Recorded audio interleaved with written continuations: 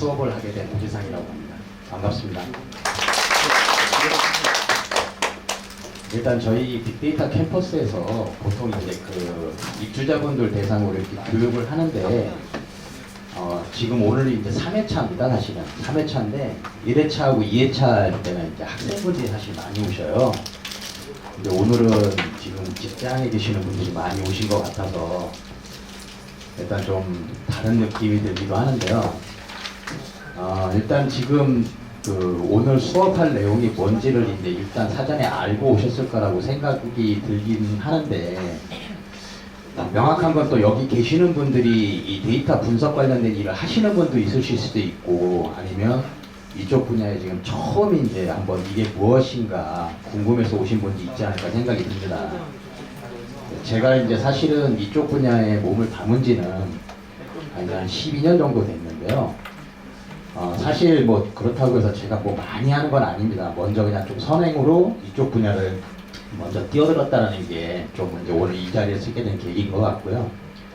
일단 지금 처음 하시는 분들도 계실 거고 또 해보신 분도 있겠지만 기준을 최대한 처음서부터 또 많이 아시는 분들까지도 제가 한번 좀 다 수용할 수 있도록 데이터 분석이라는 부분을 정형 관점, 비정형 관점으로 해서 한번 오늘 4시간이라는 시간 동안에 정형 데이터에 대해서 분석만 먼저 진행을 좀 해보도록 하겠습니다. 참고로 일단은 지금 여러분들이 갖고 계신 교재는 나중이라도 일단은 그 쫓아하실 수 있도록 제가 좀 만들었어요. 그래서 하나씩 넘겨보면서 이제 쫓아하시면 되는 부분들이고요. 처음에 앞부분에는 데이터 분석에 대한 접근 방식을 제가 이제 하는 방식을 좀 표현을 해놓은 겁니다. 그래서 데이터 분석이라는 게 어떻게 시작을 하고 어떤 식으로 접근하는 게 가장 효율적인가, 그 다음에 데이터 분석에 대한 방법론은 어떤 식으로 진행하는 게 효과적인가를 제가 나름대로 표현해본 부분이기 때문에 앞부분에 대해서는 이런 식으로 하면 되겠구나라는 개념 정도 이해를 해주셨으면 좋을 것 같습니다. 그게 끝난 뒷부분부터는 실제적으로 실습을 해보면서 제가 좀 최대한 설명을 드릴 수 있는 부분들은 자세하게 한번 설명을 드려보도록 하겠습니다.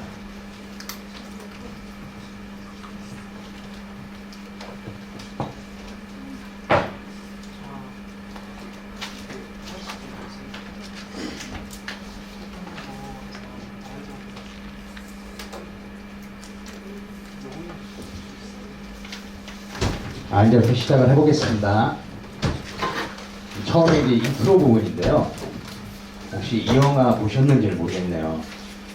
사실 데이터 분석 이렇게 처음에 누군가가 설명을 할 때 뭐 영화 타이틀이라든지 아니면 분석 사례나 이런 데이터들을 가지고 이제 많이 설명들을 하는데, 저도 사실 좀 3가지의 맥락에 대해서는 이런 자료를 좀 준비를 했습니다. 우선 머니볼이라는 영화인데요. 이거 보신 분들도 있고 안 보신 분들도 있으실 것 같은데, 주연이 브래드 피트예요. 이 영화가 이제 2014년도에 만들어진 영화인데 2010년도에 그 EMC 그 하드웨어를 취급하는 세계적인 회사죠. EMC 부회장이 한국에 한번 내방을 한 적이 있었어요. 근데 그분이 한국에 와가지고 첫 번째로 한 말이 왜 R을 안 쓰냐 한국은, 그리고 머니볼이라는 영화 얘기를 했었습니다. 그 EMC 부회장이 했던 그 머니볼이 지금 여러분이 앞에 보고 계시는 이 화면의 영화입니다. 이 영화가 이제 실질적으로 있었던 사례고, 뭐 여기 줄거리를 잠깐 보시면 브래드 피트가 정말 최하위 구단의 그 구단주예요.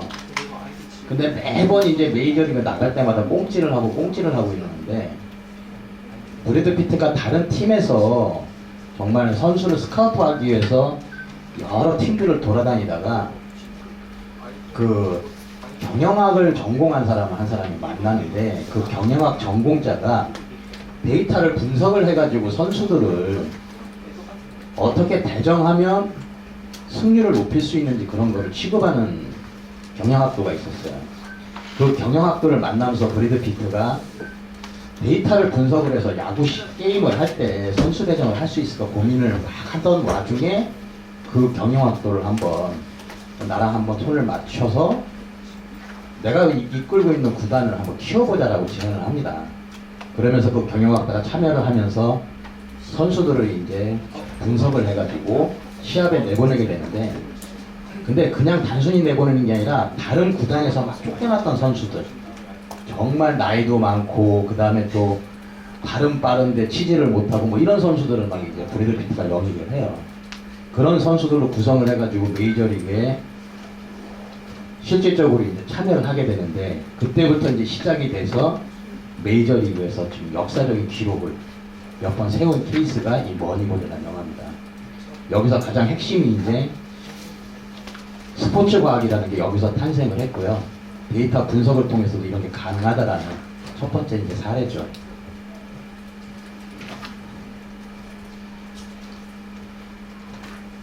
또 하나 영화 말씀드릴게요.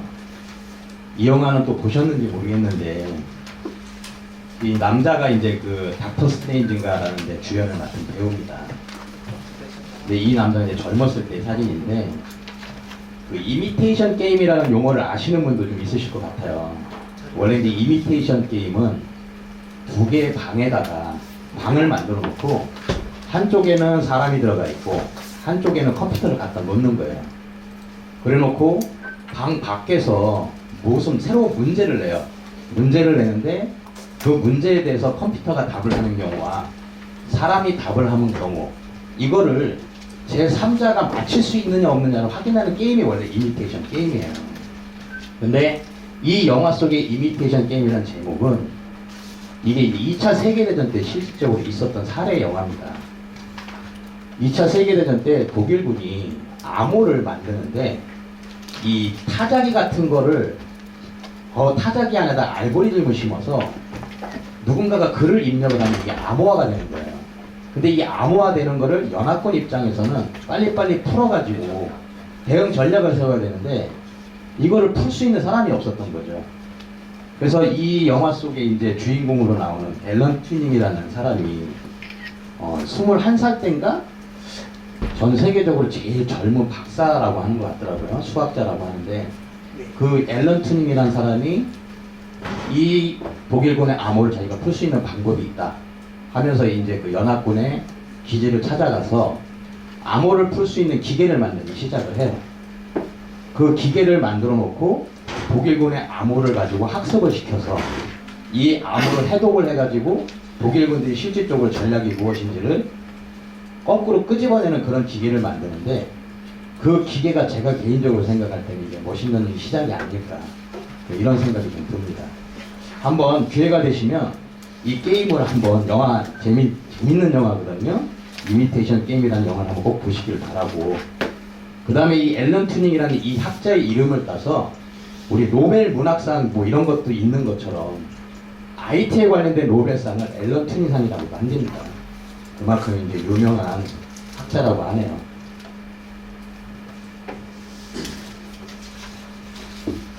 자, 마지막 사례 하나만 설명드리고 본격적으로 진행을 하겠습니다. 프랑스에서는 와인에 대해서 이제 그 매거진을 이렇게 출판을 하고 있는데요. 프랑스에서 정말 유명한 와인이 두 가지가 있어요. 보르도 와인이라는 거 하고 뭐 부르노르 와인이라는 게 있는데, 이 와인이 전 세계적으로 정말 그 최고의 와인으로 평가를 받고 있을 시기에 아센 펠터라는 사람이 해당 특정한 연도에 그 연도의 강우량이나 기온이나 그 다음에 강수량 이런 거를 가지고 와인의 맛을 평가할 수 있는 제일 위쪽에 있는 와인의 품질이라는 저는 방정식을 만들었어요. 저 방정식을 만들어 놓고 앞으로 와인이 오크통에 담기기도 전인데도 이번 연도에 생산되는 와인은 앞으로 최고의 맛이 될 거야, 이런 예측을 해본 겁니다. 처음에 이제 아센 필터라는 사람이 이런 걸 만들어서 매거진에 기고를 했는데, 와인이라는 걸 감별하는 이 감별사들이 이 아센 필터라는 사람의 말에 대해서 굉장히 반발을 많이 했어요. 뭐 말도 안 되는 소리를 한다.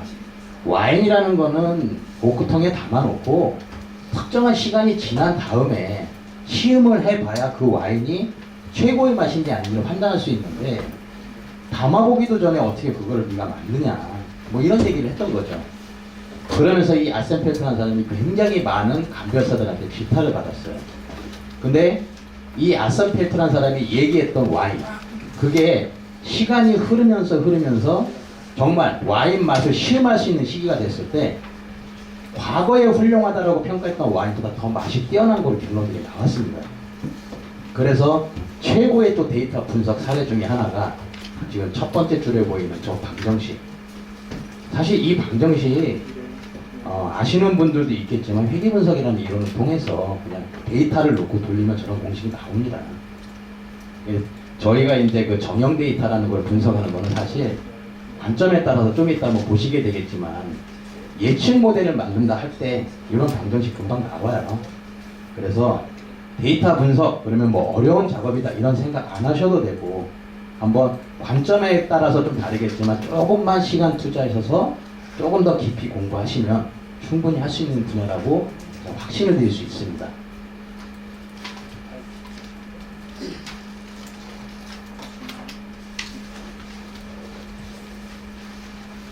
자, 이제부터 본격적으로 저희가 이제 본 수업에 들어가도록 하겠습니다. 오늘 수업은 정형 데이터에 대해서 분석하는 내용으로 진행을 할 거고요. 제가 이제 2주 뒤에 2주 뒤 금요일 오늘 같은 시간대에 비정형 데이터에 대해서 분석하는 걸 또 한번 설명을 드릴 겁니다. 우선 데이터 분석 정형 데이터 먼저 하나씩 보도록 하겠습니다. 자,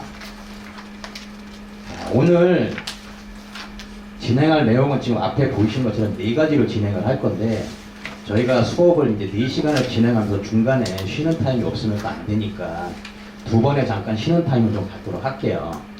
갖도록 하는데 진행되는 상황에 따라서 어느 시간대에 쉬는 게 좋은지 제가 오늘 다시 한번 말씀을 드리겠습니다. 자, 요 몇 장만 이제 개요 부분인데요. 일단 지금 갖고 계시는 교재 페이지를 넘겨가시면서 같이 보시면 더 좋을 것 같기도 합니다. 데이터 분석 그러면 가장 먼저 떠오르는 단어가 예측 모델이에요. 대부분이 뭐 데이터를 분석해달라 뭐 하다 보면 뭔가 데이터를 가지고 앞으로 일어날 수 있는 일에 대해서 알고 싶은 게 제일 많이 접근하는 분석 방법입니다. 근데 사실 예측 모델만 데이터 분석이냐? 사실 그건 아니거든요.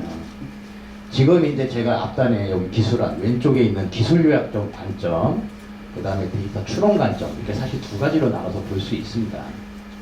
데이터를 분석하는 이유가 그동안에 몰랐던 인사이트를 찾는 게 주된 목적이거든요. 그러다 보면 인사이트를 찾는데 어느 관점에서 그럼 인사이트를 찾을 건가? 그것도 정의가 또 필요하기도 하고요. 그러다 보니까 데이터 분석, 그러면 예측의 모델링 뿐만이 아니라 기술 요약 관점에서도 접근하는 게 데이터 분석의 한 축이다. 이렇게 좀 생각하시면 될 것 같고요. 그러면 기술 요약이라는 건 무언가 한번 좀 간단하게 써 있는 대로 한번 좀 볼게요. 기술 요약은 현재 있는 상황을 가지고 그 특성을 진짜 요약을 하고 특징을 뽑아내는 작업입니다. 그 특징을 뽑는데 그럼 어떤 특징을 뽑을 거냐? 일반적으로 통계에서 용어들 많이 쓰죠. 대표값이라는 용어. 대표값 그러면은 뭐 현대 통계학의 아버지라는 사람이 뭐 평균 분산, 첨도, 외도 뭐 이런 4가지 용어를 썼다고 하더라고요. 근데 우리가 일반적으로 익히 아는 거, 평균. 그 다음에 데이터를 작은 것부터 큰 순으로 나열했을 때 가장 중앙에 있는 값, 그건 중앙값. 그 다음에 어떻게 자주 제일 많이 나오는 값, 그건 최빈값. 그 다음에 최소값, 최대값. 이런 것들이 대표값들의 유형들이에요.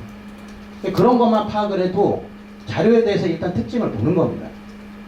또 그거에 대해 조금 더 들어가서 저희 학교 다닐 때 분산 표준편차 공식도 외우고 이 의미에 대해서는 깊이 모르지만 어쨌든 듣기는 했습니다.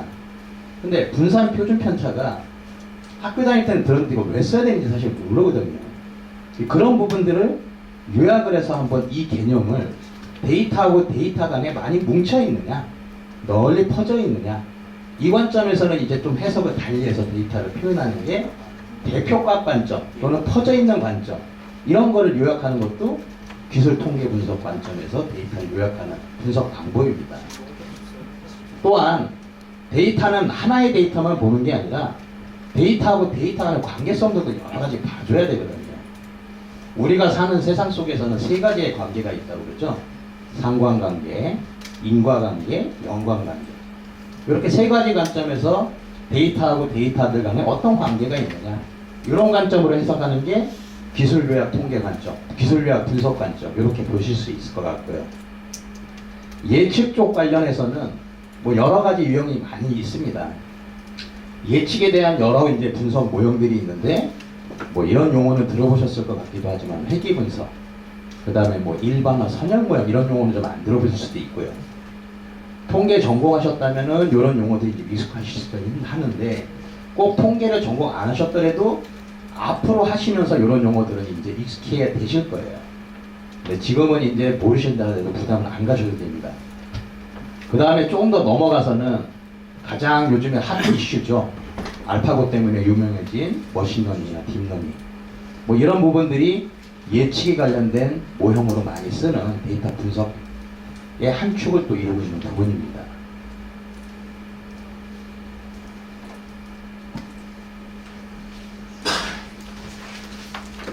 이제부터가 이제 어쩌면 그 실질적으로 현업으로 돌아가셨을 때, 또 개개인 여기 계신 선생님들이 본업으로 돌아가셨을 때 여기서부터 이제 고민하셔야 될 부분이 아닌가 좀 생각이 드는데요. 제가 이 장표를 만들면서 저도 사실 이 방법이 맞다라고는 말씀을 못 드리지만, 막연했던 형태보다는 이렇게 접근하면 좀 뭔가 풀리는 게 있어서 이렇게 좀 표현을 좀 자료를 만들었습니다. 우선 좌측부터 좀 볼게요. 좌측에 보시면 여기 지금 서울시 빅데이터 캠퍼스라는 데는 데이터 저장소입니다. 수많은 데이터들을 보유하고 있는데요. 지금 데이터 셋명이라고 정의되어 있는, 지금 이렇게 나열되어 있는 항목들을 개별적으로 이렇게 보시면 나름대로 이렇게 묶을 수 있는 항목들이 좀 있어요. 그거를 우측에 좀 한번 표현을 해본 겁니다.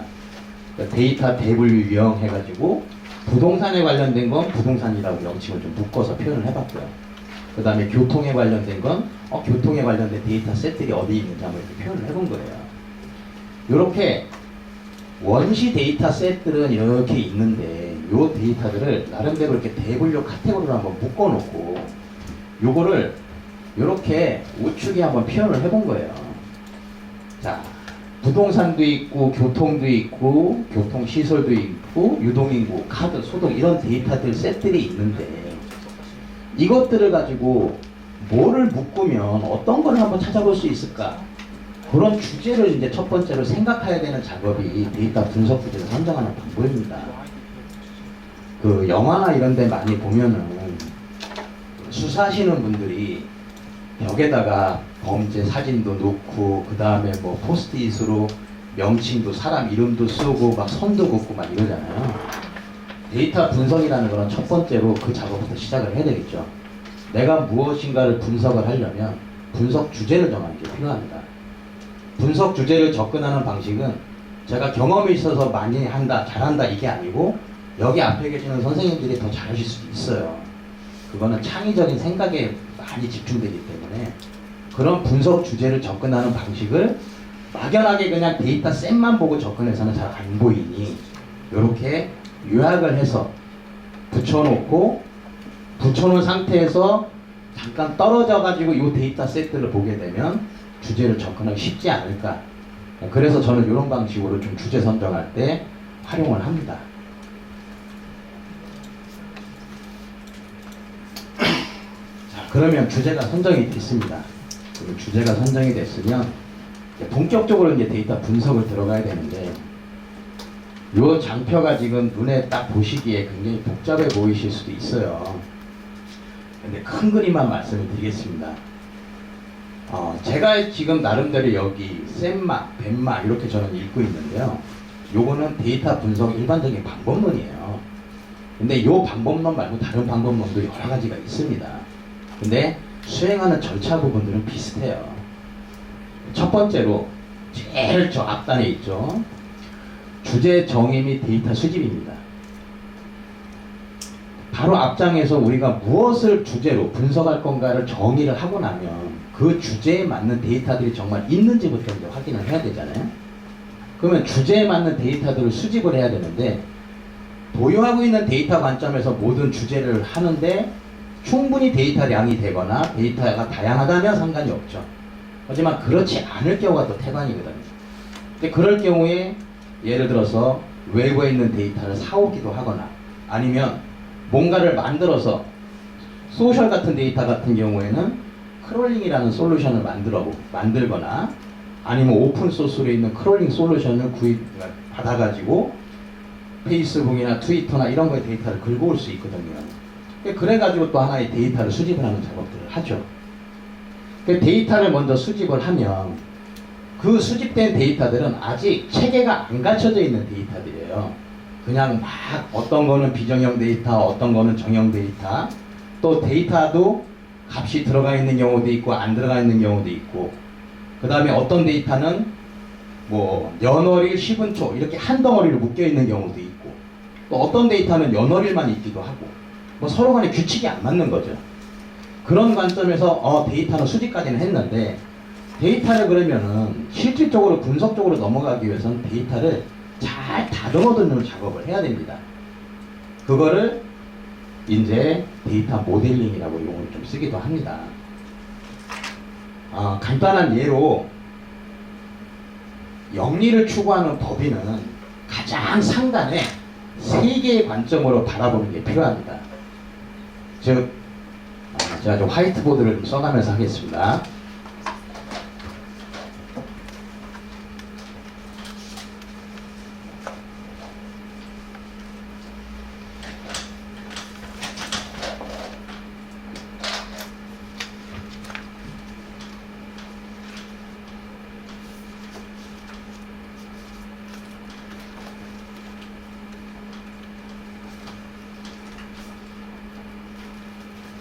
그 영리를 추구하는 법인은 가장 최상단에 고객과 상품과 조직이라는 가장 핵심 데이터 유형들이 있어야 됩니다. 고객은 있는데 상품이 없으면 또 무의미하잖아요. 그래서 가장 이 고객과 상품과 조직이라는 이 관점에서부터 데이터가 흘러갑니다. 한번 볼게요. 고객이 상품을 구입을 합니다. 그러면 구입을 하게 되면은 계약이라는 행위가 이루어지거든요. 그러면 가장 계약서의 메인에 해당되는 계약 마스터 정보가 나오는 거죠. 근데 계약을 할 때, 고객이 상품을 구입을 할 때 상품을 하나 구입할 수도 있고 또 3개 구입할 수도 있고 뭐 10개도 할 수 있잖아요. 근데 어쨌든 계약서 자체의 맨 앞장에는 상품을 10개 구입하던 100개를 구입을 하던 전체 썸머리 금액만 있는 거죠. 그게 계약 마스터입니다. 그러면 계약 마스터 밑에 또 나오는 게 있겠죠. 계약서의 상세한 내역이니까 계약 디테일이라는 정보가 이제 나올 수 있는 거죠. 그 다음에 계약서에 이 계약이 이루어지고 계약 디테일까지 나왔는데, 그러면 상품을 구매를 해가지고 행위가 끝났어요. 그래서 상품도 납품일까지 됐어요. 근데 상품을 쓰다 보니까 상품에 또 하자가 발생을 하네요. 그러면은 계약서에 있는 상품 기준으로 하자 처리를 해줘야 되잖아요. 그러면 간단하게 또 상품에 대한 AS 접수 정보가 나올 수가 또 있거든요. 이런 관점에서 봤을 때 데이터는 가장 최상단에 고객과 상품과 조직을 기준으로 밑으로 펼쳐지는 겁니다. 뭔가 분석하기 위한 주제를 정했으면 그 주제에 맞는 데이터들을 막 뭔가를 모아봤어요.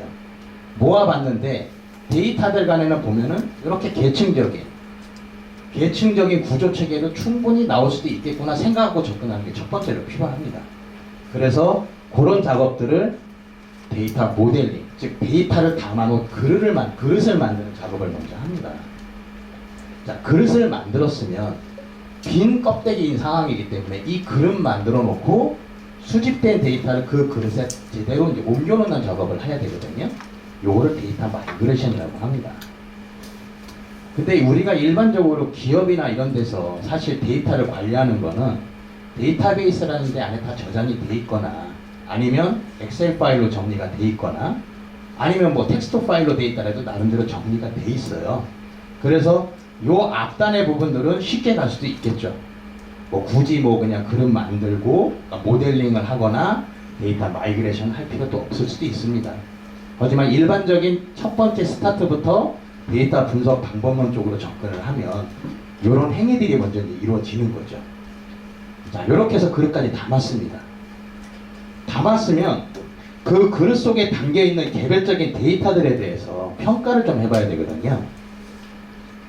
그 평가를 이제 어떤 걸 하냐면 앞장에서 잠깐 본 것처럼 기술 통계 관점에서는 대표값들이 뭐가 있는지, 그 다음에 데이터들이 정말 빠져있지 않고 잘 채워져 있는지, 그 다음에 데이터들 중에서 대부분들이 낮은 숫자, 그러니까 제품이 판매되는 수량이 2건, 3건, 5건 이렇게밖에 판매가 안 되고 있는데 어떤 특정한 항목만 갑자기 데이터 값이 뭐 10,000 이렇게 써 있다면 이런 10,000이라는 데이터가 맞는 건지 뭐 이런 것들이 있다라는 걸 확인을 해야 되거든요. 그거를 탐색 작업이라고 합니다. 그릇에 담겨 있는 음식물이라고 생각을 했을 때 그 음식물이 짠지, 단지, 아니면 너무 싱거운지 이런 의미를 파악하는 것처럼 데이터가 그릇에 담겨 있으면 그 데이터의 속을 어떤지를 이해하는 작업을 탐색 작업입니다. 이렇게 탐색이 끝나고 나면 데이터에 대해서 더 깔끔한 작업을 수행하기 위해서 이제 정제화 작업, 모디파이 작업을 합니다. 즉 데이터 값이 비어 있으면 이 값을 새로운 값으로 대체를 하는 작업들을 한다거나 아니면 동일한 의미의 데이터들 같은 경우에는 하나로 좀 압축을 해서 하나의 새로운 항목을 만들어낸다거나 뭐 이런 작업들을 하는 게 데이터 모디파이 작업입니다. 이렇게 모디파이가 끝나고 나면 실질적으로 분석 주제에 맞는 분석 모형에 태워서 정말 알고자 하는 인사이트를 찾는데 적용하는 여러 가지 분석 기법에 태우게 되는 거죠. 이렇게 태운 결과치에 대해서 최종적으로 평가로까지 이어지는 게 일반적으로 데이터 분석하는 방법론인 셈마라는 방법. 요거를 지금 제가 간단하게 설명을 좀 드린 겁니다. 저희가 오늘 할 거는 데이터셋이 있습니다. 데이터셋이 있고 저희가 그 데이터셋에 대해서 일부 모디파이 작업을 마지막에 실습을 해보고 계실 거고요. 그 다음에 실습이 된 걸 가지고 여러 다양한 이제 예측 모델이 아니라 저희는 오늘 기술 통계 관점에서, 즉 기술 요약 관점에서 데이터를 어떻게 정리를 하고 그 데이터를 시바카까지 이어지는지 그 흐름을 한번 해볼 거예요. 자, 저희가 오늘 하는 거에 예측 모델을 만드는 것만 빠져 있지 나머지 과정들은 똑같이 진행된다고 보셔도 됩니다. 그래서 실질적인 업무 활용에 조금이나마 좀 도움이 되실 수 있도록 한번 오늘 수업 내용을 좀 구성을 해봤어요. 자, 이제부터 실질적으로 이제 키보드를 쳐보시면서 이제 한 줄 한 줄 이렇게 이제 익혀가시는 작업을 해야 되는데요. 첫 번째로 저희가 이제 R이라는 걸 가지고 데이터를 조작하는 방법부터 좀 배울 겁니다. 지금 데이터베이스라는 부분들을 좀 아시는 분도 있으실 것 같긴 한데 일단은 전혀 모르신다고 생각하고 이제 시작을 하겠습니다. 데이터베이스 용어는 많이 들어보셨을 거고요. 데이터베이스를 다른 말로 또 깡통이라고도 하는 경우도 많이 있고요. 자, 그러면 깡통 속에 있는 데이터를 제가 뭔가 필요한 거를 끄집어 오려면 뭔가 명령문을 줘야 필요한 데이터를 끄집어 오거든요. 간단하게 엑셀 시트 같은 경우 저희가 메뉴 중에 필터라는 항목을 딱 첫 번째 컬럼에 정의를 하면 그 항목을 가지고 필요한 데이터 뽑아내잖아요. 그러한 것처럼 어떤 데이터셋이 있습니다. 데이터셋이 있는데 그 데이터셋을 조작을 해가지고 제가 필요한 데이터를 뽑아내려고 해요. 그때 써야 되는 언어가 SQL이라는 언어입니다. SQL이라는 언어인데 이 SQL이라는 언어는 원래 모든 데이터베이스의 표준어입니다. 이 원래 명칭은 ANSI SQL이라고 얘기를 합니다. 이 ANSI SQL이라는 용어는 데이터베이스에서만 쓰는 언어예요. 근데 R에서 SQL과 같은 기능을 할 수 있는 SQL이 있습니다. 데이터를 조작을 하고 데이터를 가공을 하고 데이터의 특성을 파악하고 할 수 있는 그런 언어가 있어요. 그 언어가 R에서는 DPLYR이라는 이 패키지 안에 들어있는 함수를 이용하면 SQL과 똑같은 언어처럼 쓸 수가 있습니다.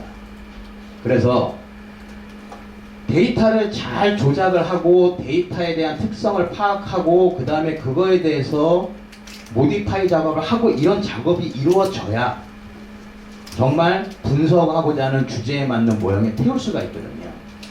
간단한 예로 알파고한테 바둑을 학습시켰기 때문에 알파고가 바둑을 잘하는 거지.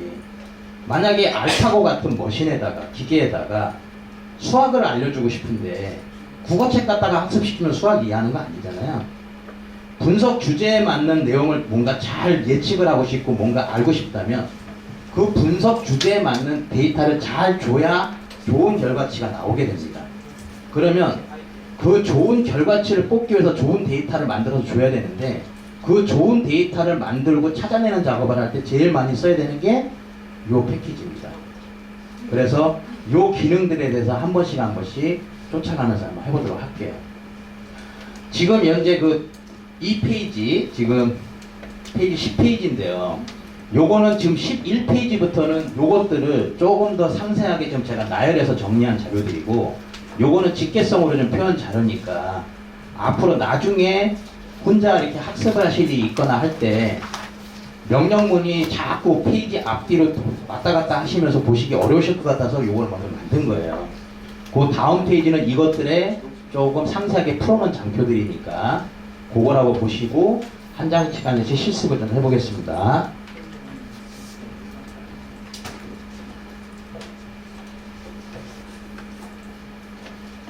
자, 페이지 11페이지로 이제 시작을 하겠습니다. 그리고 키보드도 이제 다 열어놔 주시고요.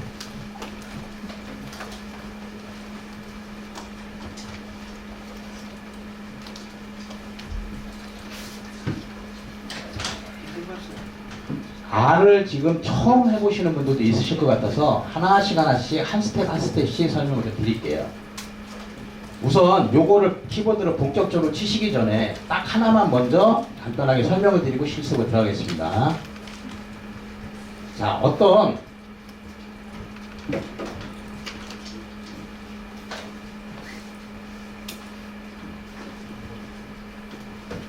여기 깡통에 데이터가 들어가 있습니다. 자, 이 깡통에는 수많은 데이터들이 들어가 있는데 여러 유형의 데이터도 있고요. 자, 이 깡통에서 제가 필요한 데이터를 뽑고 싶어요. 그때 쓰는 명령이 어떤 항목을 뽑을 건가라는 것을 정의하는 것은 select라는 명령으로 합니다. 저희가 지금 화면에 보이는 첫 번째 제일 위에 있는 select가 그거예요. 자, 어떤 항목을 뽑을 거야? 그게 select입니다. 이 데이터 깡통에서 고객 명칭만 갖고 와. 그러면 select 고객명 이렇게 되는 거예요. 이거부터 이제 하나씩 하는 겁니다. 자, 그 다음에 select를 할 건데 고객 명칭은 select를 할 거예요. 근데 어디서부터 select를 해야 될지 또 정의가 돼야 되거든요. 그러면 이 from이라는 명령을 쓰는 데가 있습니다. 지금 우선 요거는 제가 아까 방금 전에 데이터를 핸들링할 때 모든 데이터베이스에서 표준으로 쓰는 언어가 ANSI SQL이라고 얘기를 드렸어요.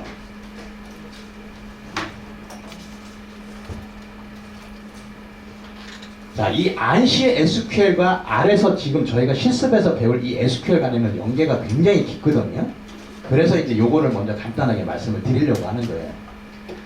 자, select 고객명을 가지고 오려고 합니다. 근데 어디서부터 갖고 올 거냐? 그게 이제 고객에 대한 정보를 갖고 있는 데이터셋에서부터 갖고 오는 거죠.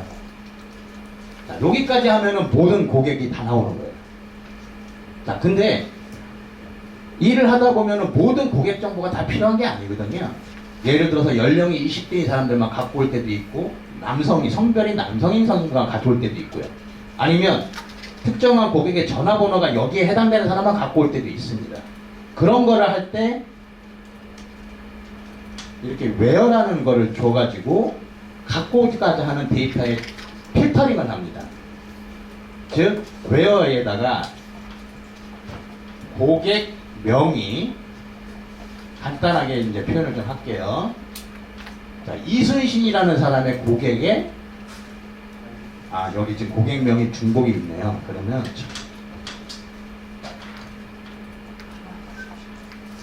자, 전화번호가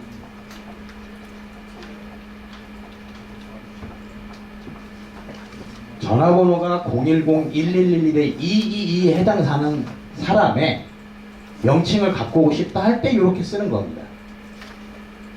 자, 고객이라는 정보를 갖고 있는 고객 정보를 갖고 있는 데이터셋에서 고객명을 갖고 올 거예요. 근데 조건은 전화번호가 010-1111에 이 사람만 갖고 오겠다. 요겁니다. 자, 그러면 여기에 화면에 보이는 관점으로 한번 좀 볼게요. 자, 여기에 지금 있는 건 ANSI SQL이라는 용어입니다. 자, 지금 화면에 보이는 select, R에서도 쓰는 SQL에 똑같이 select라는 문구를 씁니다. 자, 그 다음에 필터라고 여기 나온 거 있죠? 요 필터가 ANSI SQL의 웨어절에 해당되는 거랑 똑같은 겁니다.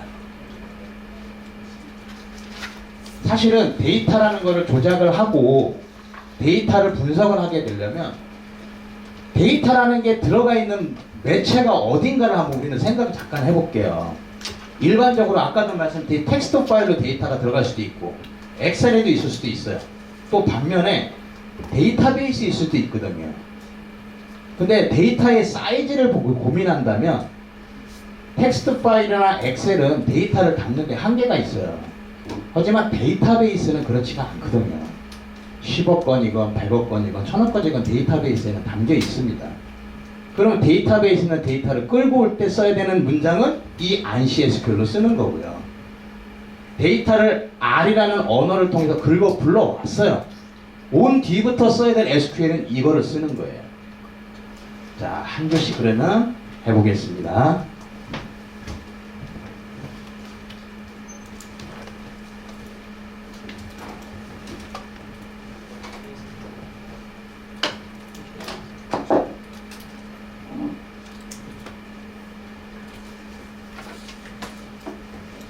자, R이라는 거를 먼저 좀 띄울 건데요. 자, 우선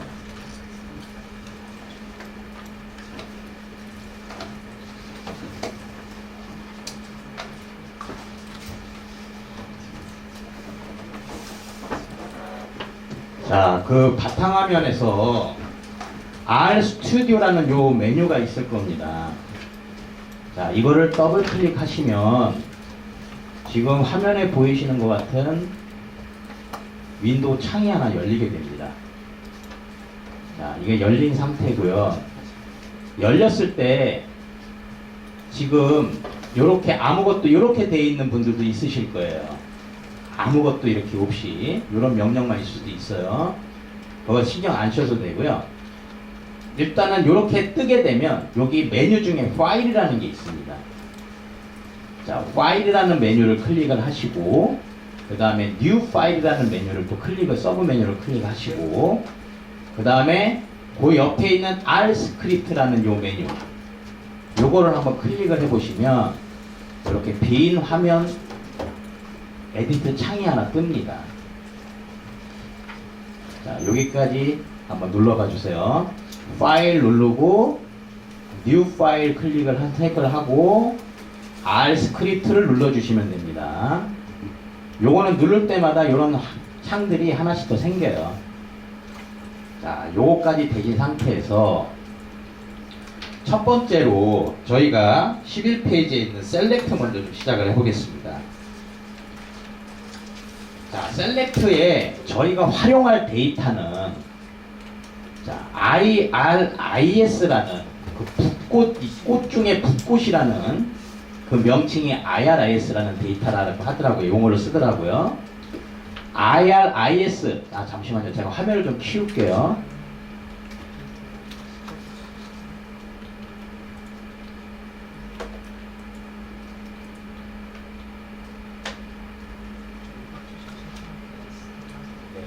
이제 좀 잘 보이십니까? 뒤쪽에 보이십니까?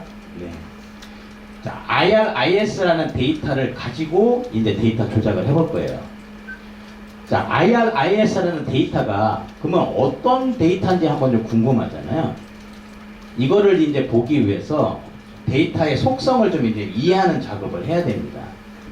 자, 먼저 str 한번 쳐보시고요.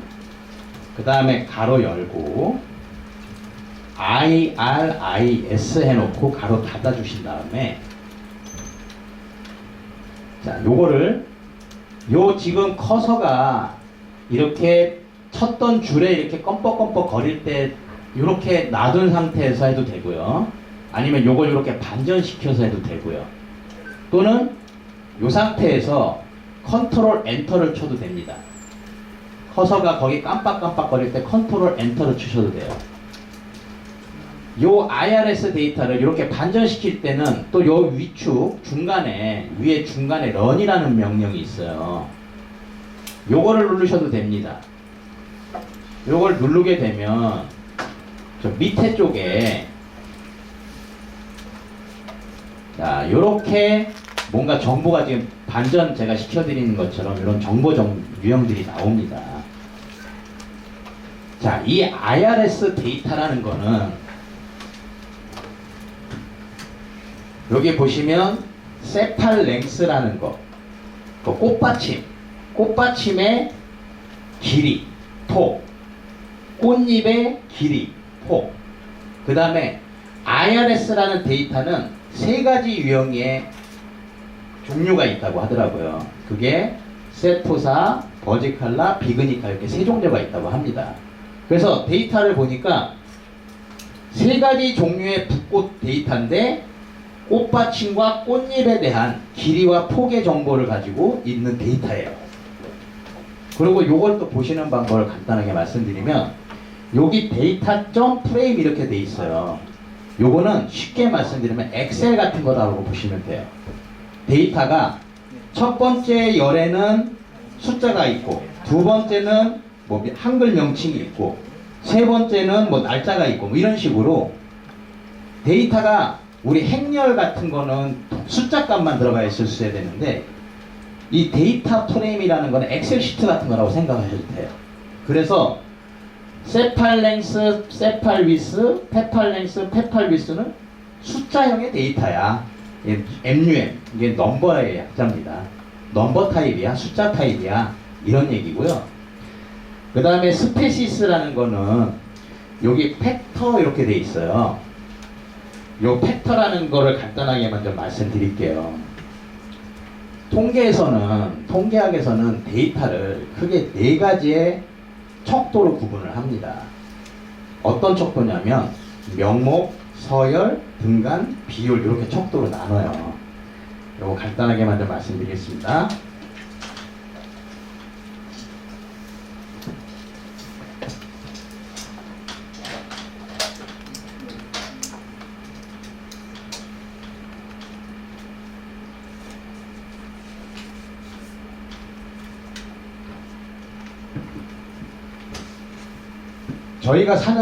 우리가 일상적으로 살아가는 이 세상 속에서 데이터하고도 매핑을 한번 시켜봐셔도 돼요. 자, 한번 보겠습니다. 명목이라는 척도는 우리가 간단하게 이름을 부여한 거예요.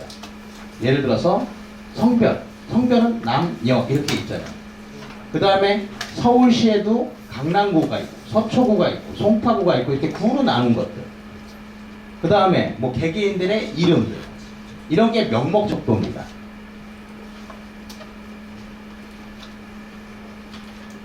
지금 명칭을 부여한 거죠. 예로 이제 뭐 이름 같은 거, 뭐 구정보, 뭐 이런 것들이 이제 명목 척도고요. 서열 척도라는 거는 우리가 길거리를 다니다 보면 설문조사를 해달라는 분들이 많이 있어요. 설문지를 조사해달라고 할 때 설문 문항을 이렇게 딱 받아보면 뭐 A라는 회사의 음료수는 맛이 어떻습니까? 라고 문항이 있고 그 밑에 뭐 매우 맛있다 이런 게 하나 있고 맛있다 이게 있을 수 있고요. 보통이다, 맛이 없다, 매우 맛이 없다 이런 식으로 표현되어 있는 데이터들이 있어요. 이런 것처럼 데이터들 지금 이 답안지 안에는 지금 분명히 서열이 있어요. 서열이 있는데 맛있다와 보통이다를 뭐 이게 더했을 때 매우 맛있다라고 되는 게 아니잖아요. 요와 같은 거, 즉 사칙 연산이 안 되지만 데이터 간에는 순서가 있는 거, 크기가 있는 거, 요런 척도를 서열 척도라고 합니다. 자, 등간 척도하고 비율 척도는 같은 의미의 맥락으로 많이 쓰는데요. 등간하고 비율 척도라의 데이터는 숫자 데이터예요. 숫자 데이터에 대해서 등간, 비율 척도 이런 거를 나누는데요. 등간 척도는 쉽게 말해서 온도계를 보시면 돼요. 0도 미만으로도 값이 있잖아요. 그와 같은 것들을 등간 척도. 비율에서 0 밑으로 떨어지는 비율은 없거든요. 그러니까 숫자 데이터가 0까지만 갈 수 있는 것들. 그런 데이터들을 비율 척도 데이터. 이렇게 합니다. 자, 그러면 지금 화면에 보이시는 이 스페시스라는 항목은 팩터라는 요게 지금 써 있는데, 요게 R에서는 데이터를 명목 척도하고 서열 척도로 표현할 때 쓰는 명칭이에요. 요게 쉽게 말씀드리면 명목이나 서열 척도를 만들 때 쓰는 게 R에서는 이 팩터라는 요소를 씁니다. 그래서 지금 스페시스라는 데이터는 명목 아니면 서열 척도야. 이렇게 보시면 돼요. 근데 이렇게 딱 돼 있는데 서열 척도는 지금 팩터라고만 돼 있을 때는 서열 척도가 아니라는 얘기예요. 그냥 명칭만 있다라는 얘기예요. 그 명칭이 세토사, 버디칼라, 비그니카 이렇게 세 개의 명칭으로 있다. 그 얘기입니다. 이제 이게 보신 게. 자, 그러면 IRS 데이터를 이제 저희가 이렇게 5가지 항목으로 지금 구성이 돼 있고 전체 데이터 건수는 지금 150건 있다라는 얘기입니다. 자, 이걸 가지고 데이터 조작을 해보겠습니다. 자, 첫 번째로 IRS라는 이 데이터 안에서 자, 세팔 랭스하고 세팔 위스라는 데이터 두 개를 갖고 오려고 해요. R에서 쓰는 명령문들은 대부분이 가로를 열게 돼 있습니다. 자, 한번 볼게요.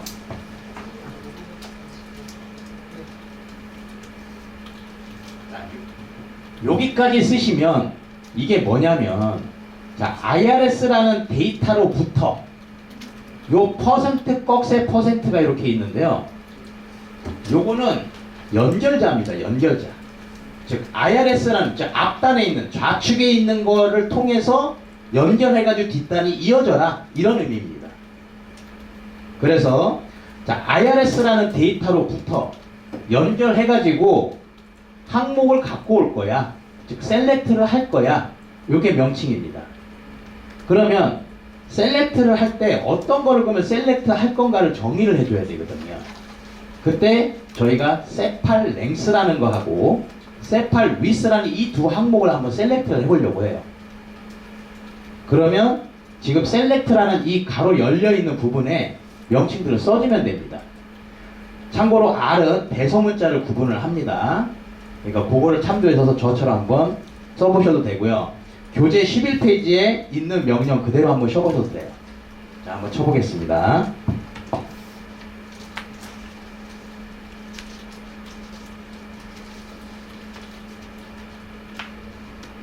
자, R에서는 기본적으로 몇 가지 명령을 치면 지가 자동적으로 나타나기도 해요. 그 항목이 나타날 때 선택하셔도 되고요. 자, 이렇게 선택을 친 상태에서는 컨트롤 엔터를 치시거나 아니면 얘를 반전시켜서 run이라는 명령을 버튼을 눌러서 해도 되고요. 어떤 방식으로 하더라도 상관이 없습니다. 실행을 시키면 결과치들이 잠시만요. 자, R이라는 이 DPLYR을 저희가 쓸 거거든요. 그럼 얘를 메모리에 올려놓는 작업을 먼저 해줘야 돼요. 요게 라이브러리라는 함수가 있으니까 명령문이 있습니다. 요거부터 좀 할게요. 자, 요렇게 라이브러리 해가지고 가로 열고 DPLYR을 먼저 꼭 쳐셔야 됩니다. 요게 뭐냐면 R은 전 세계 모든 개발자들이 새로운 기능들을 계속 만들어냅니다.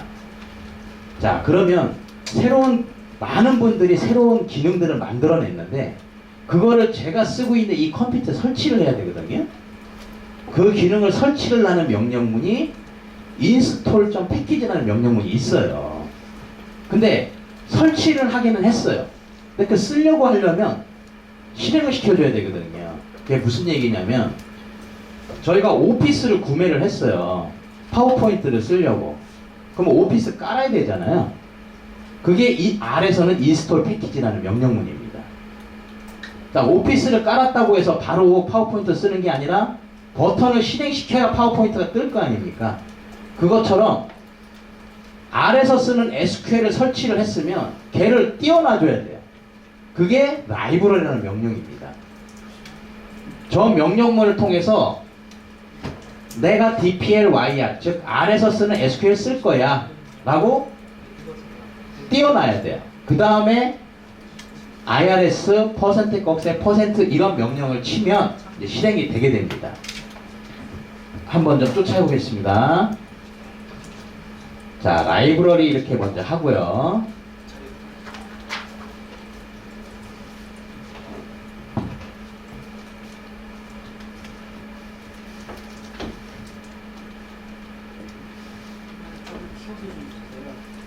아, 안 보입니까? 네, 크게 드릴게요.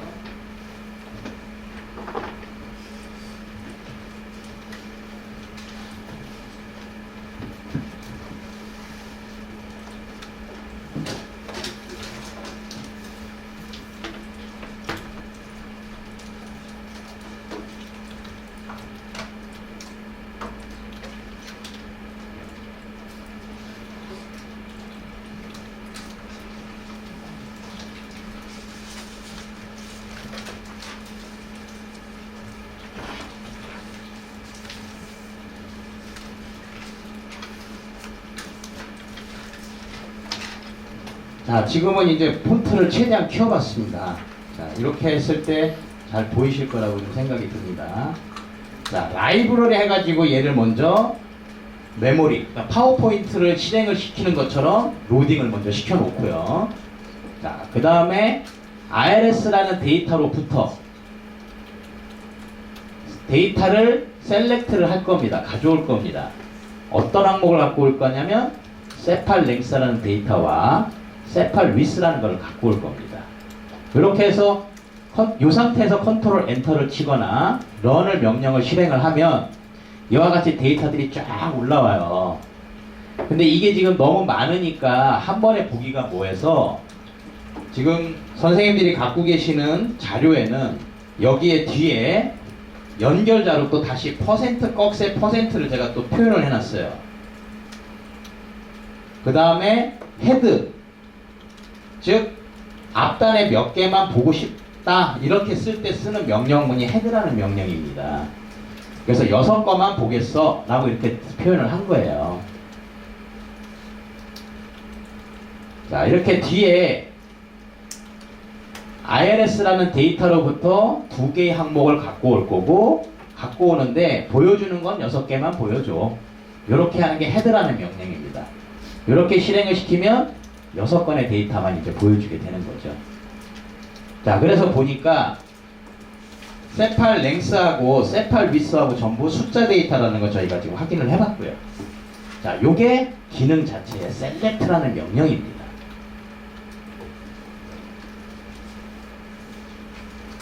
데이터를 조작하는 이 기법을 알아야 이거를 가지고 시각화까지 연결을 하고, 그러고 나서 데이터 탐색을 한 다음에 최종적으로 분석 활용하고자 하는 데이터 셋을 만드는 작업을 이거로 다 끝내야 돼요. 자, 그래서 첫 번째로 이제 셀렉트를 해봤고요. 11페이지 밑에 있는 필터라는 부분을 좀 해보겠습니다. 자, 필터라는 거는 조건입니다. 조건. 특정한 조건에 있는 거를 만족하는 걸 갖고 와줘. 이런 부분이고요. 한번 쳐보도록 하겠습니다.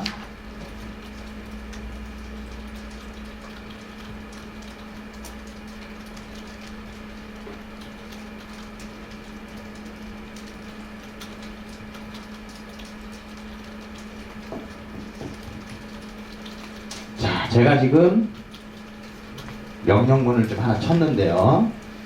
자, 필터라는 조건을 걸었습니다.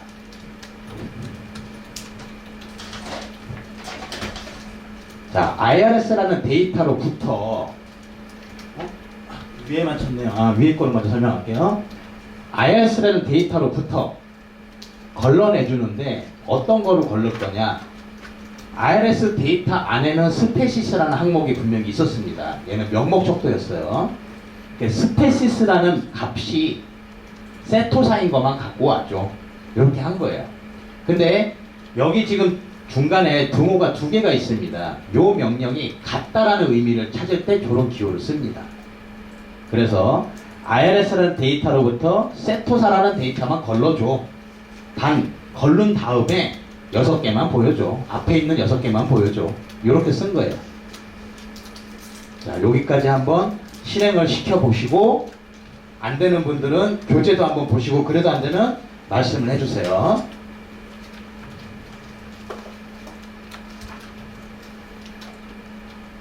자, 이렇게 해서 결과치가 세토사에 해당되는 데이터가 6개만 나오면 합니다. 자, 그러면 저희는 특정한 항목을 갖고 오는 셀렉트를 좀 해본 거예요.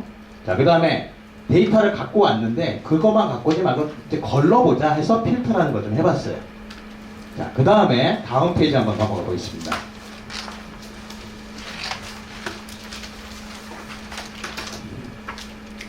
자, 현재 IRS라는 거는 5개의 항목으로 구성된 데이터들인데 여기에 제가 새로운 항목을 더 추가하고 싶어요.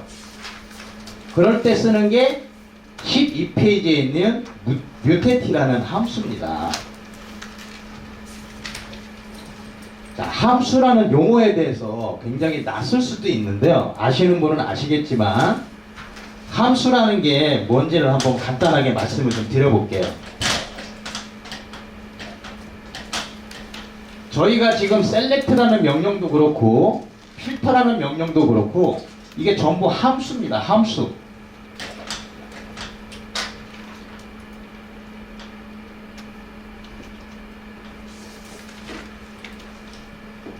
저희가 학교 다닐 때 이런 기호들을 좀 봤잖아요. 제가 여기에다가 1이라는 어떤 동전하고 3이라는 구슬을 2개를 넣었을 때 여기 결과치가 3이 나왔어요. 그러면 이 함수는 곱하기 함수라는 얘기잖아요. 이와 같은 똑같은 겁니다. 필터라는 저 명령은 스페시스라는 게 세토사라는 걸 넣은 거예요. 넣으면 지가 알아서 거기에 맞는 거 찾아서 주는 거예요. 그래서 select도 함수고 필터라는 이 기능 자체도 함수입니다. 저희는 이 함수에 어떤 것들을 해줘 라고 데이터 값만 주는 거예요. 그러면 그 처리 결과들이 앞뒤가 묶여서 처리되고 결과치가 나오는 겁니다. 자, 그러면 mutat이라는 걸 해볼 건데 mutat이라는 거는 기존에 있는 항목에다가 새로운 항목을 더 보태는 명령입니다. 자, 12페이지에 있는 mutat를 한번 쳐볼게요.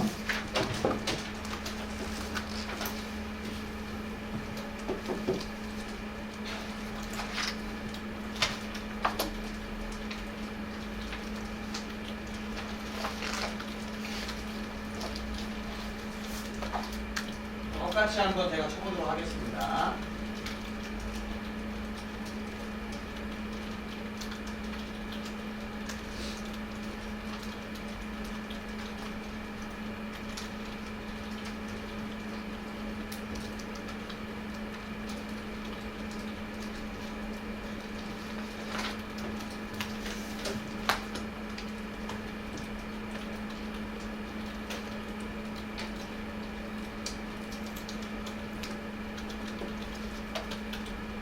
자, 일단은 기능에 대해서 한번 먼저 설명을 드려볼게요.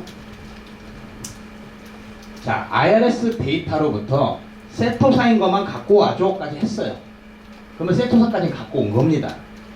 필터를 했습니다. 그 다음에 필터 한 다음에 제가 sepal.length.mean이라는 이 변수를 하나 만들려고 하는 거예요. 이 변수를 만들 건데 어떤 변수에, 이 변수에다 뭘 채울 거냐면 sepal length라는 이 값의 평균 값을 채우려고 해요. 기존에 5가지 항목밖에 없었는데 요 6번째 항목을 기존에 있는 데다가 더 붙이려고 하는 거예요. 그때 쓰는 명령이 이 mutet라는 함수를 쓰는 겁니다. 그래서 계속 이 R에서 쓰는 이 dplyr, 즉 SQL 같은 거라고 그랬죠. 얘는 계속 이렇게 퍼센트 꺽쇠 퍼센트를 이렇게 붙이면 계속 연결해서 데이터를 조작할 수가 있어요. 굉장히 강력한 기능입니다, 이게. 그래서 데이터를 R 가지고 분석하시는 분들은 이 dplyr이라는 이 패키지, 즉 SQL과 같은 이 패키지를 굉장히 많이들 쓰셔요. 이걸 또 쓸 수밖에 없고요. 물론 이와 유사한 패키지들도 있습니다만 대부분들이 이거를 많이 쓰세요. 그래서 데이터를 첫 번째 조작하기가 쉽기 때문에, 그래서 이 기능을 먼저 첫 번째 시간에 익히려고 하는 겁니다. 자, 그래서 IRS로부터 스페시스가 세토사인 것만 먼저 갖고 와. 범위 끝난 겁니다. 갖고 온 뒤에 항목을 추가해줘. 뮤테티 해줘. 하는데 어떤 항목을 추가할 거냐면 세팔 랭스의 평균값을 추가해줘. 추가해 주는데 그때 명칭은 세팔.랭스.min 이거로 그릇으로 만들어서 추가해줘. 이렇게 한 겁니다. 자, 이게 뮤테티라는 개별적인 함수 명령입니다. 자, 그 밑에 한번 볼게요. 12페이지 밑에 자, 뮤테티 다음에 디스틴트라는 함수가 있습니다. 얘는 제일 유니크한 값들만 뽑아주는 역할들을 합니다. 그러니까 중복되어 있지 않고 단일화된 값만 보여주기 위해서 하는 명령인데요. 한번 쳐볼게요.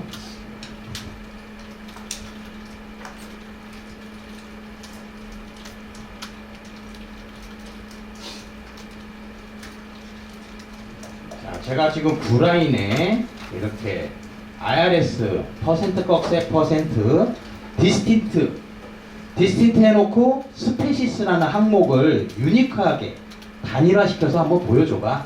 이렇게 한 겁니다.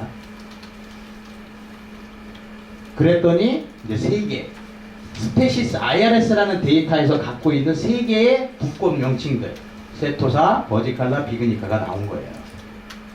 자, 요게 디스틴트고요. 예, 그 다음 페이지를 이제 한번 좀 봐주십시오. 자, 13페이지입니다. 자, 13페이지인데 13페이지에는 그룹 바이라는 거하고 썸머라이즈라는 두 가지가 이제 같이 나열이 돼 있어요. 자, 지금 저희가 셀렉트, 필터, 디스틴트, 요런 뮤테티 이런 것들은 개별적인 데이터들 항목을 많이 취급할 때 쓰는데 그와 좀 다르게 데이터에 대해서 그룹을 주고 집단으로 좀 묶은 다음에 뭔가의 값을 알고 싶을 때가 있어요. 그때 쓰는 게 그룹 바이와 썸머라이즈라는 함수입니다. 우선 이렇게 한번 볼까요? IRS라는 데이터가 총 몇 건 있어. 이런 거 알고 싶을 때 있거든요. 그러면 IRS라는 이 데이터 전체를 하나의 그룹으로 보는 겁니다. 자, 그 다음에 그렇게 안 하고 또 이 IRS 데이터셋에는 스페시스라는 게 이게 3가지 분권 종류가 있는데 얘 개별적으로 몇 건씩 있어. 이렇게 보고 구분할 때도 있잖아요. 그럴 때 제가 그룹으로 묶고자 하는 항목은 그룹 바이 다음에 쓰는 거고요.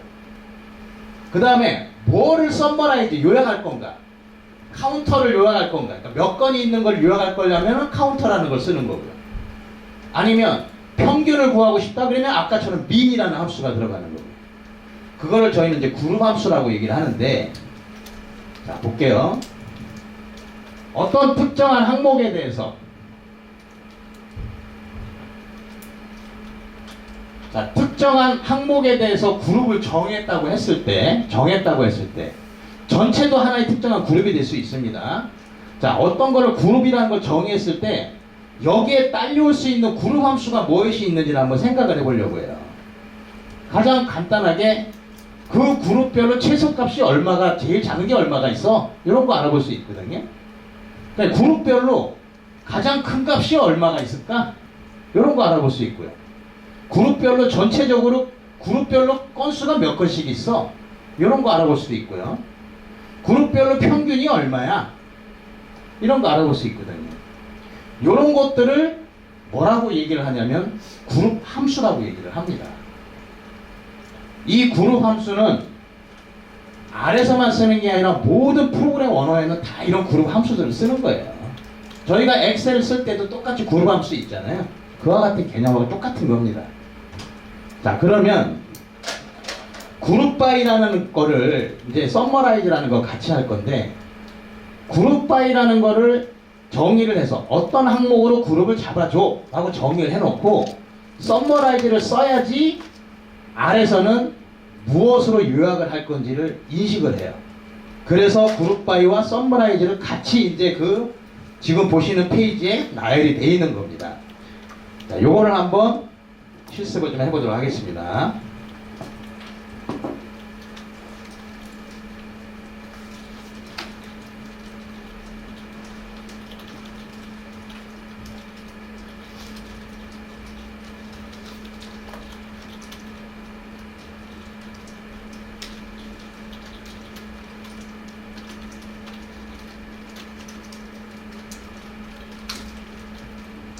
자, 제가 지금 11라인에 명령문을 쳤습니다. 한번 봐주세요. 자, IRS라는 데이터로부터 그룹 바이를 합니다. 스페시스라는 항목으로 그룹을 먼저 잡은 거예요. 자, 이 스페시스라는 항목으로 그룹을 잡았고, 이 항목별로 세팔 랭스라는 거에 평균치를 구해서 보여달라, 이렇게 용어를 쓴 겁니다. 자, 그룹 바이와 썸머라이즈는 항상 실과 바늘처럼 쫓아다닌다고 생각을 꼭 하시면 돼요. 그래서 지금 실행된 결과가 밑에 쪽에 스페시스에 있는 세토사는 평균이 5.01이고 버지칼라는 5.94고 비그니카는 6.59다, 이렇게 지금 결론치가 나온 겁니다. 지금 저희가 그룹 바이의 썸머라이즈 요거 하나만 한 것도 사실 데이터의 특성을 이해하기 위한 하나의 행위를 취한 겁니다.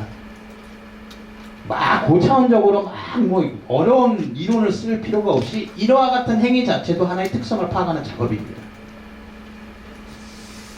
자, 그러면 그룹 바이하고 썸머라이즈는 이제 넘어갈게요. 그 다음에 어렌지라는 게 있습니다. 자, 어렌지는 뭐냐면 데이터를 정렬할 때 쓰는 거예요. 자, 지금 썸머라이즈 한 거에다가 바로 한번 붙여서 한번 어렌지라는 명령을 또 한번 이어서 좀 붙여보겠습니다. 여기에 퍼센트 꺽쇠 퍼센트를 붙여주고요.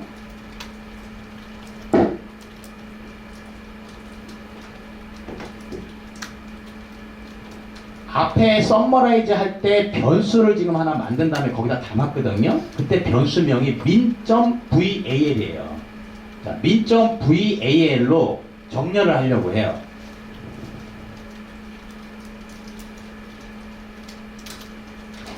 자, 이렇게 치면 min.val로 정렬을 해주는데 어센딩을 해달라는 얘기입니다. 그러니까 오름차순으로 정렬을 해달라 할 때는 어렌지 해놓고 가로 열고 그냥 명칭만 주면 정렬을 어센딩으로 합니다. 근데 정렬을 할 때는 우리가 거꾸로 큰 거부터 내려보고 할 때도 있거든요. 그 디센딩을 하고 싶을 때가 있어요. 그때 저 어렌지 안에 이 min.val 앞에, 자, 한번 화면을 좀 봐주세요. 자, 요렇게 DESC 해가지고 한번 min.val을 한번 감싸주고 나서 실행을 시켜주면 이게 데이터가 어센딩이 아니라 디센딩으로 이렇게 바뀌게 됩니다.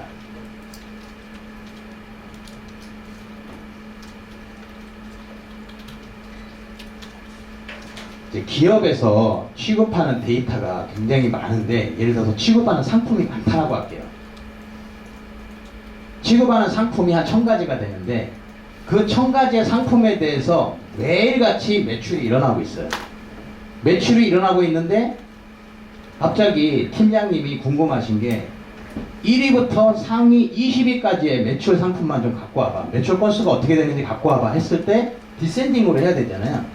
그 디센딩을 했으면 이제 정렬이 돼서 큰 매출 건수부터 작은 것까지 거꾸로 나온단 말이에요. 근데 20위 거까지만 가져와라고 그랬어요. 그러면 여기에다 뒤에 퍼센트 꺽쇠 퍼센트 해놓고 헤드 한 다음에 20 이러면 20건만 나오는 거죠.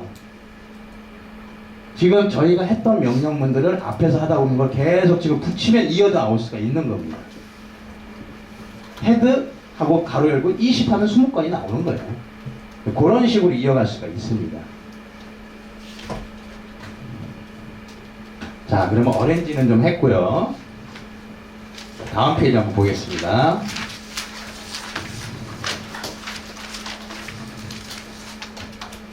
자, between이라는 함수를 좀 배우겠습니다.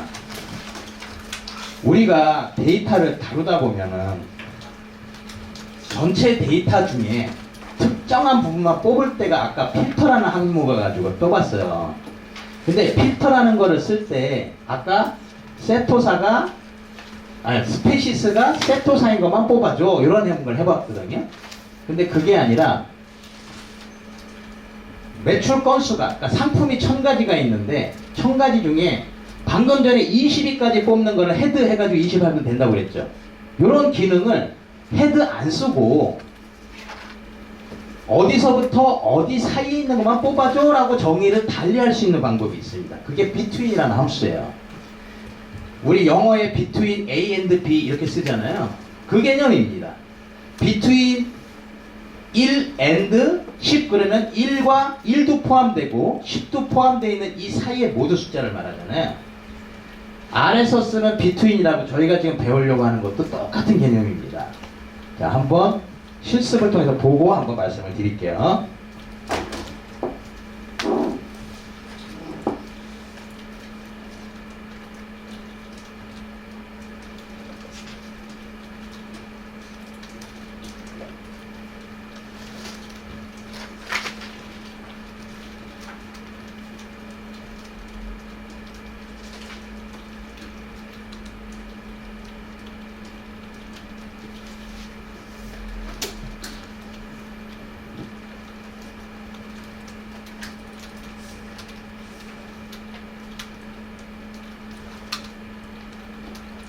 예, 한번 보겠습니다. 지금 14라인에 제가 반전 쳐놨는데요.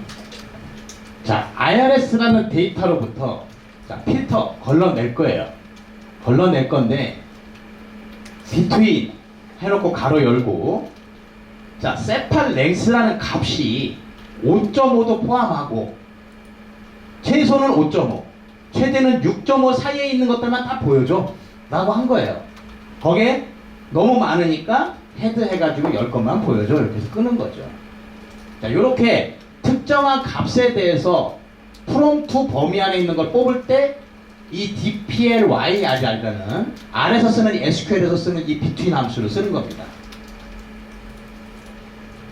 자, 이 between 함수는 앞에 것들은 select, filter, group by, summarize, mutate, arrange 이런 것들은 하나의 통차 데이터 셋이 즉 하나의 엑셀 시트가 있을 때 썼던 거예요.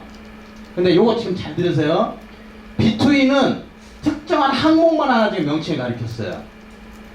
요렇게 between 같은 요런 특정한 하나의 명칭 항목에 대해서만 바라보는 이런 함수를 벡터 함수라고 합니다. 수학에서 우리 행열 이렇게 표현하잖아요. 수학에서는 행 데이터를 행 벡터 열로 되어 있는 걸 열 벡터 이렇게 얘기를 합니다. 근데 R에서는 행 벡터, 열 벡터 구분 안 하고 그냥 모든 거를 벡터라고 얘기를 합니다.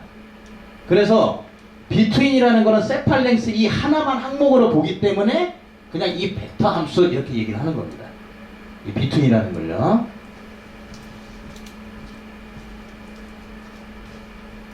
자, 그 다음에 그 중간에 있는 row 언더바 넘버라는 거를 좀 보겠습니다. 자, 요 기능은 row 언더바 넘버라는 이 함수는 벡터 함수인데 굉장히 유용합니다.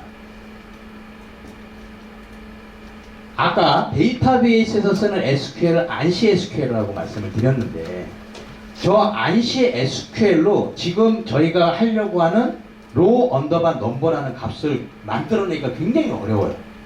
근데 R에서는 그냥 저 함수 한 줄만 쓰면 나옵니다. 이게 뭐냐면 그냥 명칭 숫자 값을 부여하려고 그래요. 데이터를 정렬한 상태에서 숫자 값을 부여하던, 아니면 현재 이렇게 섞여져 있는 상태에서 숫자 값을 부여하던, 순번을 부여하는 겁니다. 순번. 아니면 특정한 항목에 대해서 그룹을 정한 다음에 그 그룹 안에서 큰 숫자부터 1, 2, 3, 4 순번을 부여할 때, 이럴 때 쓰는 게 로우 언더바 넘버라는 함수입니다. 요거를 한번 실습을 해보겠습니다.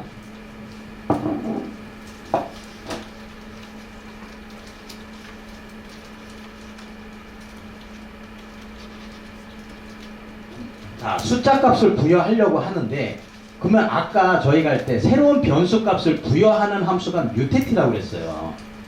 그러면 로우 언더바 넘버라는 걸 가지고 새로운 값을 부여를 할 건데 기존에 있는 거에다 붙이는 거잖아요. 그래서 뮤테티라는 거를 앞에 먼저 쓰는 겁니다.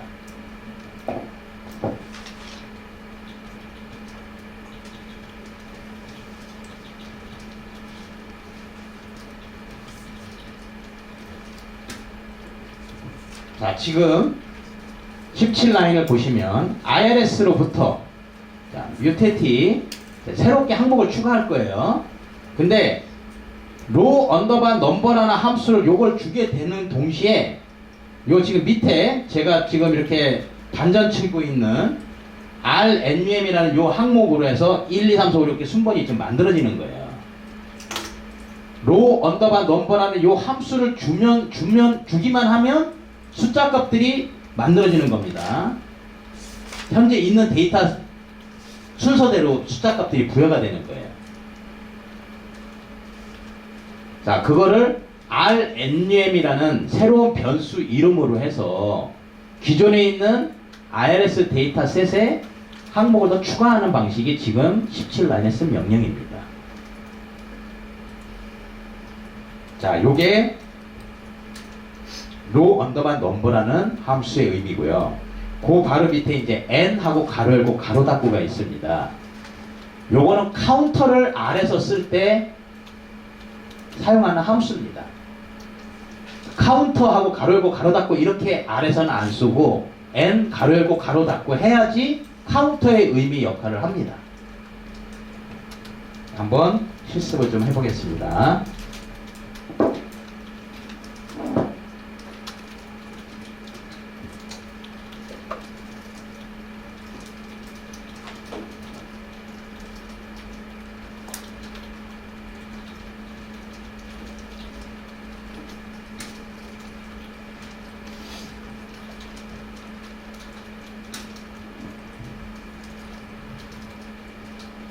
지금 제가 반전 치는 데를 한번 좀 봐보세요.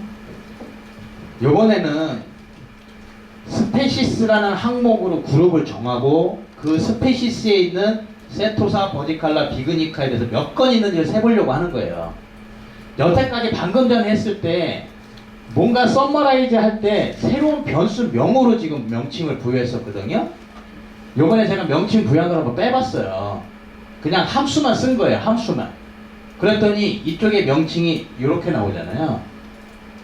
이렇게 나오니까 저희가 보기에 딱 이게 뭔지는 알지만 이거 조작하기가 좀 명칭이 이쁘지 않지 않습니까? 그래서 명칭을 부여하는 겁니다. 네, 그래서 지금 IRS에 대해서 스페시스별로 카운터를 세줘 이렇게 한 거고요. 카운터를 살 때 하는 함수가 n하고 가로 열고 가로 닫을 겁니다. 자, 여기까지가 DPLY의 1차적으로 하나의 데이터셋에서 조작하는 함수를 좀 배우시 본 거예요. 사실 이 기능 말고 더 있습니다. 있는데 그 개별적으로 기능들에 대해서 이제 시간적으로 좀 걸리기 때문에 하나의 데이터셋에서 하는 건 여기까지만 해보도록 하겠습니다. 자, 그 다음에 조금만 더 했다가 쉬도록 할게요. 잠깐 질문 좀 해주세요. 네네. 일단은 저기 그 결과에서 네네. 스페시스하고 맨 밑에 그 FCT하고 INT 있는데 아, 네네. 이건 어떤 요게 팩터. 아까 명목 척도, 뭐 서열 척도 이런 거 했었잖아요. 팩터라는 얘기고요. 요게 INT는 인티저, 정수. 그런 네, 그런 용어예요. 그리고 여기 TBL 이렇게 있죠. 여기 TBD라는 말은 사실은 원래 없는 말이에요. 원래 그러니까 R에서는 설치하면 원래 없는 용어인데 아까 저희가 엑셀 같은 거를 데이터 프레임이라고 했잖아요. 원래 R 설치하면은 모든 거는 엑셀 시트 같은 데이터 프레임으로 조작이 돼야 돼요. 근데 R을 사람들이 데이터 프레임을 더 쉽고 빠르게 조작할 수 있는 껍데기를 또 하나 씌운 게 있어요. 그 명칭이 TBD예요. 그러니까 또 이 TBD에 누군가가 또 얘보다 더 데이터를 좀 쉽게 조작하고 데이터가 깔끔하게 잘 보이게 하고 이런 또 함수를 누군가 또 만들어낼 수가 또 있어요. 그때는 또 TBD이 아니라 그 사람이 뭐 새로운 명칭으로 또 만들어냈겠죠. 그때는 여기에 TBD이 아니라 다른 또 명칭이 나올 수도 있습니다. 근데 현재까지는 이 DPRYR이라는 이거를 만드신 분이 여기 명칭이 데이터 프레임 이렇게 찍혀야 되는데 그거를 찍지 말고 TBD라고 찍어줘 해가지고 이게 찍힌 거예요. 네, 그렇게 보시면 됩니다. 그리고 뉴페이스가 네, 그 변수를 하나 더 생성 추가로 만든다고 했죠. 네네네. 이게 실제로 데이터 세트에 새로운 데이터가 입력된 건 아니죠. 아니죠. 입력된 게 아니라 그냥 보여주는 조작하면서 설정 만들어낸 거죠. 거죠. 예. 일반성으로. 그렇죠. 데이터를 제가 이제 이쪽 분석을 할 때 사실 많이 만들어내야 됩니다. 대표값들 많이 붙여보고 나눠보기도 하고 찾아보기도 하고 그러면서 뮤테이트 함수를 많이 씁니다.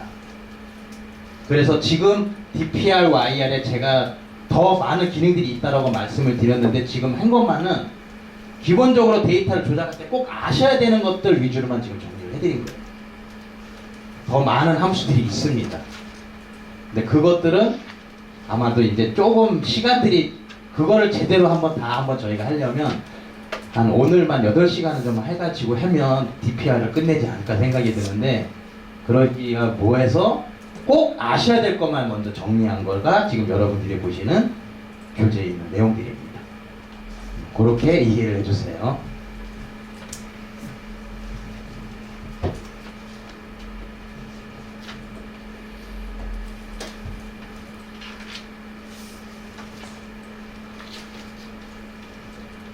자, 요번에는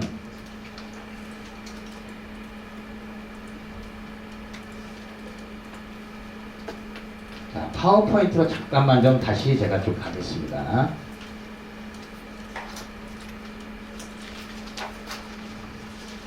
자, 지금 여러분들이 보실 게 이제 데이터가 이제 화면이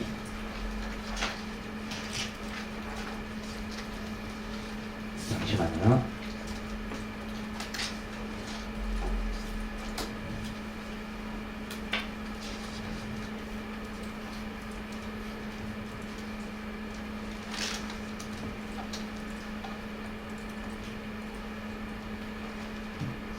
자, 데이터 연결이라는 데이터 조인이라는 부분에 지금 화면을 이제 보셔야 되는데요. 자, 방금 전까지 DPRY라는 걸 할 때는 하나의 데이터만 가지고 했습니다. 자, 근데 데이터를 취급을 할 때는 하나의 데이터 항목만 갖고 보는 경우가 없어요. 아까 영리를 추구하는 법인은 고객, 상품, 조직이 가장 위에 있다고 그랬잖아요. 그러면 고객이 상품을 구입을 하면 계약이라는 행위가 이루어진다고 그랬잖아요. 자, 그러면 계약이라는 행위가 이루어졌으면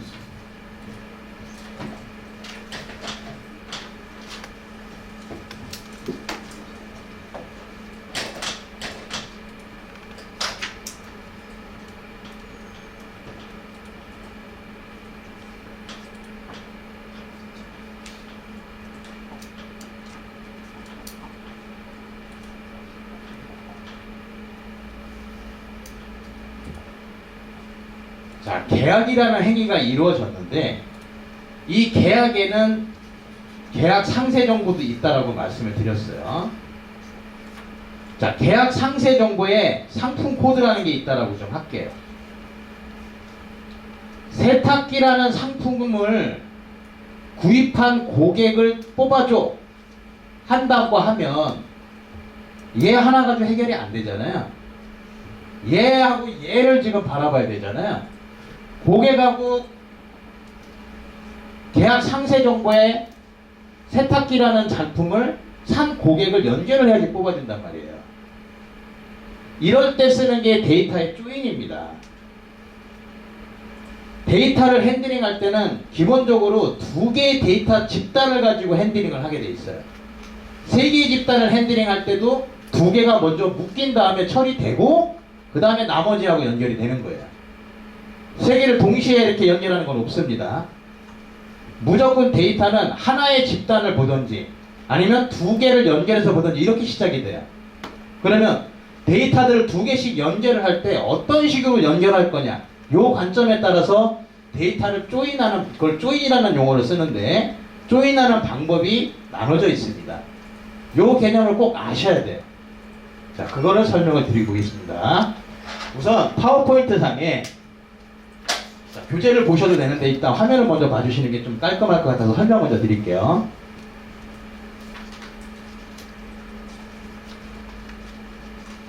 자, 여기 위에 보면 상품 정보라는 게 있고 판매 정보라는 게 있어요. 제가 간단하게 한번 예를 든 겁니다. 자, 회사에서 취급하는 상품이 네 가지가 있습니다. A, B, C, D. 자, 그 코드에 따르는 명칭들이 있어요. 자, 근데 이 네 개의 상품에 대해서 판매된 거는 A, B, C만 판매가 됐어요. 자, 임원이, 팀장님이 대리님한테 자, 야, 판매된 상품 정보 좀 갖고 와봐. 판매된 상품 내역 좀 갖고 와봐. 딱 했어요. 그 대리님이 상품 정보는 4개를 우리 회사가 취급을 하고 있는데 지금 판매된 건 3개의 상품밖에 없어요. 그 대리님이 보고서를 A, B, C, A는 사이다, B는 콜라, C는 맥주, 그리고 A는 20개, B는 30개, C는 40개 해가지고 요렇게 장표를 가져가면, 즉 양쪽에 다 있는 정보만 갖고 가는 거는 이너조인, 요런 걸 이너조인이라고 하고요. 자, 반면에 팀장님은 대리님이 이렇게 갖고 왔어요.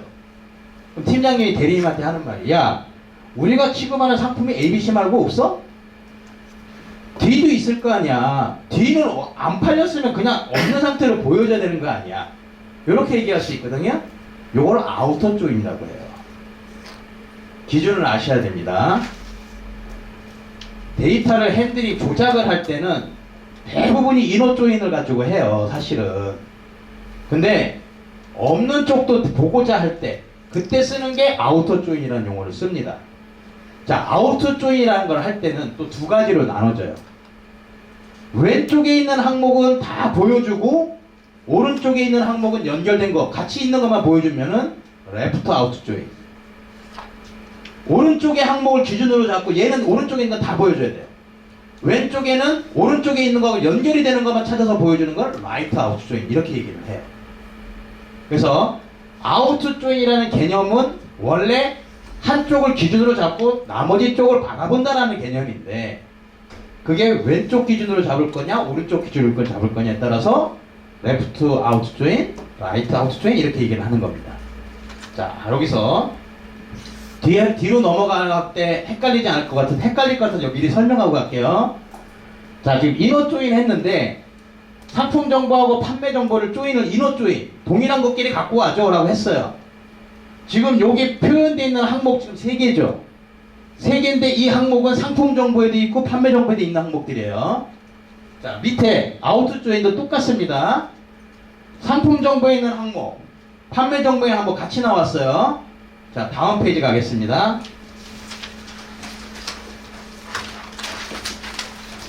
자, 다음 페이지 세미 조인입니다. 세미 조인이라는 거는 이너 조인하고 똑같습니다. 똑같은데 보여주는 게 어떤지 한번 봐주세요. 상품 코드하고 상품명만 있어요. 즉 앞쪽에 상품 정보를 먼저 시작을 했으면 여기 있는 항목만 보여줘라는 거예요. 두 개랑 같은 거를 있는 걸 찾아주는데 앞에 있는 정보까지만 보여줘. 뒤에 있는 정보는 필요 없어. 이 얘기입니다. 이게 세미 조인이에요.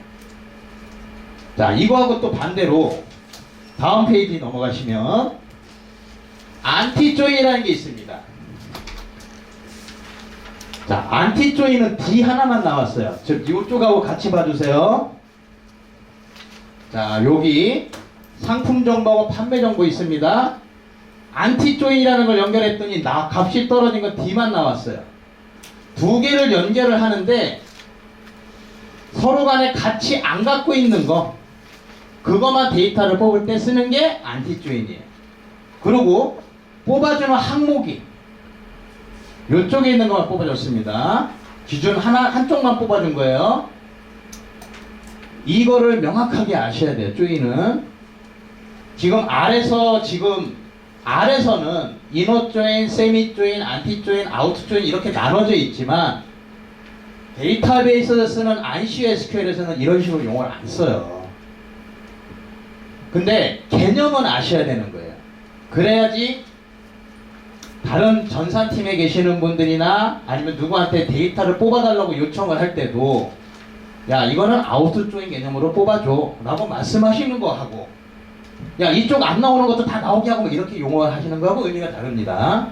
이 개념은 꼭 중요한 거니까 알고 계셔야 됩니다.